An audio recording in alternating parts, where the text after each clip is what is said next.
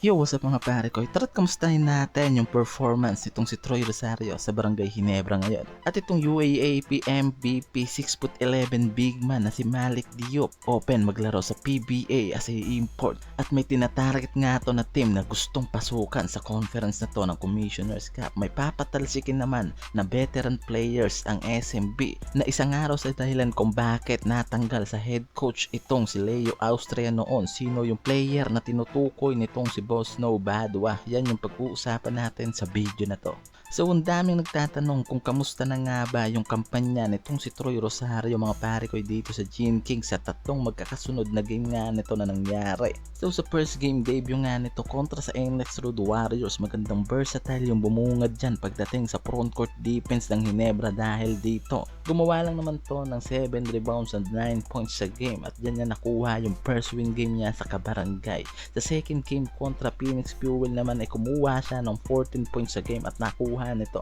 ang second win streak sa Gene Kings kontra sa Eastern naman kung saan nakuha nila ang unang talo nila at kumuha lang naman itong si Troy ng 12 points sa game at sinabi nito na hindi pa nga nito ganun kabisado yung tumatakbong sistema sa Gene Kings. Pero ayon dito kay Coach Team ko na maganda yung tinatakbo na laro nitong si Troy Rosario sa Kabarangay at successful yung pagkuha nila dito at napunan nitong si Troy yung gap sa front court nila noon na si Stan Hardinger. At itong big man 6'11" import at naging MVP ng UP Fighting Maroons mga pare ko na si Malik Diop open to play sa PBA lalo ngayon mga pare ko na no height limit na nga raw tayo sa import. So after ng reinforcement nito sa MPBL team Zamboanga Valientes at UP Fighting Maroons, itong nailabas nga na balita ngayon na open for call-up na nga raw ito sa PBA League. So import ka mga pare ko and marami yung lumalabas na rumors about sa team ng Gene Kings na may posibilidad nga raw ngayon na maghanap ng substitute import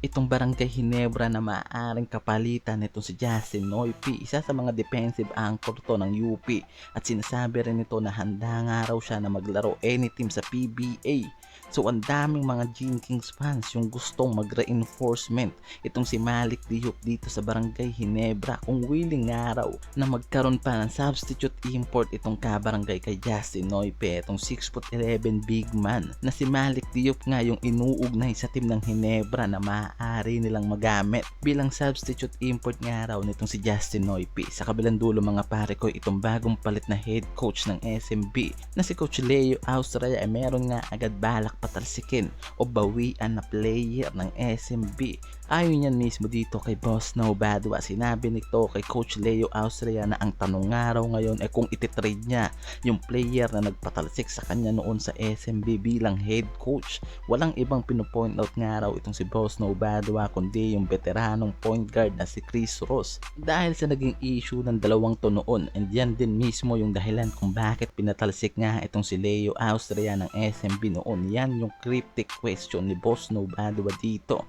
kay Coach Leo Austria ngayon at may mga espekulasyon na maaaring itapon na nga rin ang veteranong guard na to na si Chris Ross dahil sa mga young guards ngayon na meron ng SMB. May mga espekulasyon na rin na masasama nga raw ito sa trade package ng SMB dahil tapos na nga raw yung prime nito at puno na nga raw ngayon ang SMB pagdating sa mga backcourt player tulad nila Simon Enciso, CJ Perez at ng iba pa. So yan yung nagiging espekulasyon ngayon dito sa SMB ayon mismo sa source na baka nga hindi na magtagal yung veteranong si Chris Ross sa SMB ngayon.